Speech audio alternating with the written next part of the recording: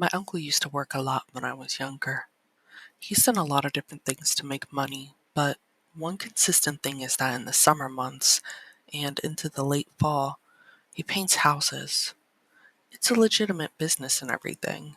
He's got a truck with a number, a name, and supplies in the back. The works. Every now and then he would call my dad when he needed a little extra help, and I'd work for him. No big deal, really. It's just painting houses. What could possibly go wrong? Well, it takes a while to paint a whole house. If the weather conditions aren't right, then you can't paint. One particular fall was extremely wet. It rained what felt like every single day. My uncle would paint multiple houses at a time, so sometimes he would get caught up due to situations like these, and I'd work a little more than usual. That was fine by me, though. The job wasn't hard, and it paid well. Anyway, it was a warm day for late fall, but there was still a distinct chill in the air. One that kind of penetrated through you and stung your soul. My uncle had this job he had to finish. It was an old Victorian house in a quiet part of town. A lady and her husband, who was an author, lived there. Due to the weather, it had taken longer than expected to paint the house, and there were family issues going on at the time, which further complicated things. So, my uncle gets a call one day from the lady who lives at the house.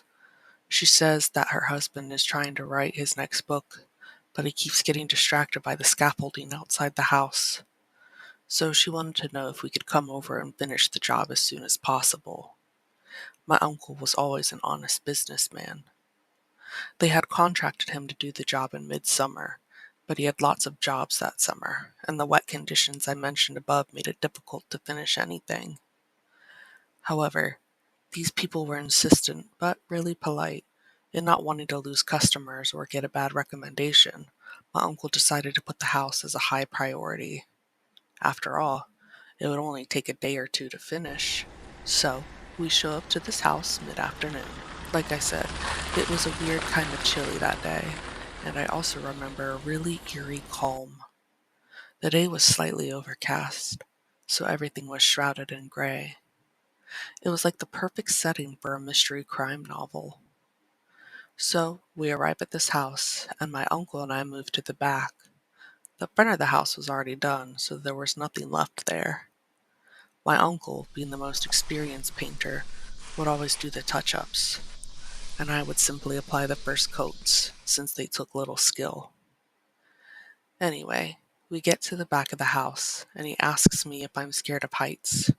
I was 17 at the time, and although they do creep me out a little, I didn't want to seem like a child in front of my uncle, so I told him I wasn't. He was happy to hear that. He had me climb up the scaffold to the third floor to finish an upper section of the house.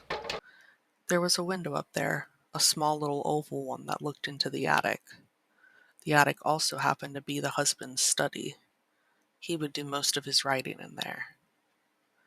So, I'm climbing up the scaffolding, cans of paint dangling behind me and various paintbrushes and other tools in my utility belt my uncle let me borrow.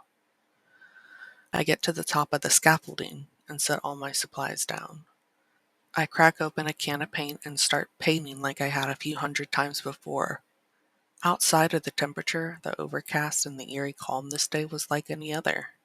I'm working my way across the top part of the house when I get back to the window that looks into the study. I bend down, dip my paintbrush, and stand back up to paint above the window.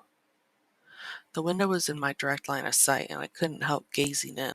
I see a man, the husband, staring back at me with a face completely barren of any emotion. I had never seen a face so devoid of feeling before. I still haven't. Of course, I get startled and take a step back. I chuckle and smile at the guy, but he doesn't smile back. Instead, while remaining completely emotionless, he draws a pistol up to his head that he was holding in his hand the whole time and proceeds to blow his brains out without ever breaking eye contact right in front of me while I'm staring at him. In utter shock, I gasped and let out the smallest scream as I stepped back in fear. Only I stepped back a step too much and fell off the scaffolding. Alerted by the gunshot, my uncle looked up in just enough time to see me fall off the scaffolding from the third story. I was lucky enough to land in a bush and only suffer a broken ankle and a few scratches. The biggest wounds happened in my head. I had to go to counseling for a while. It's been years since then, and I still remember that man's face. I've never forgotten it. It will always be burned in the back of my head. I know why, looking back, his face was so devoid of emotion. Because he never felt any emotion at all. He literally didn't care about what he was doing. As it turns out, the man was seriously depressed and facing marital issues with his wife. Combined with a few too many nights drunk on whiskey and facing writer's block, I guess he decided he couldn't take it anymore. His wife moved out of the house shortly after we were finished with the job. To this day, that house remains abandoned, and to this day, I try not to drive down the street it's on. I'm scared that if I do, and happen to pass the backyard, I'll see that man staring back at me from that window, cold and emotionless. When I was in nursing school long ago, there was a lady that did not want to be resuscitated by all means. Later, she became altered, and her family gained power of attorney over her. They changed her code status from DNR to full code, even though that was not their mother's wishes. Since they had power of attorney over her, we had to follow the children's wishes. The lady went into VFib with no pulse or breathing. We started CPR until the code chart arrived at the bedside. The doctor went to administer a shock, but the machine failed. He tried again and again. The machine would not deliver the shock.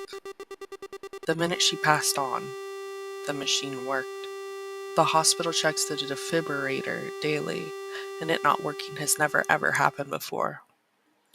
In the end, the lady ended up getting her wish of no resuscitation.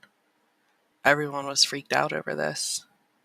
I have been a nurse for 20 years and have never seen this happen before. I was 16 and woke up in the middle of the night to see my clothes being rustled about in my doorway. After washing my clothes, I like to hang dry them on my doorframe.